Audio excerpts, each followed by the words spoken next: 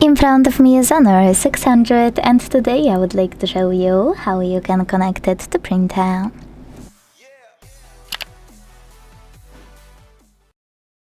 Start by opening settings and tapping on more connections right away. Now click on print. Select the default print service or any other service you have and wanna use. Don't worry, they all turn on the same way, so just tap on yours and make sure this switcher is blue. Now wait. Your device is now looking for a printer, and when it finds one, it will connect to it right away. If you are having some issues with connection, make sure to enable print service and wait for 3 dots to appear at the bottom right corner.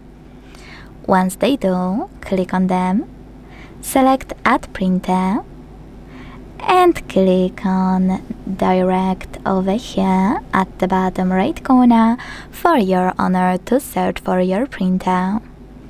If that doesn't work too, just click on Add IP address on the left, import it here and connect manually by selecting Add. Thanks so much for watching. If you enjoyed this video, leave a like, comment and subscribe. Bye!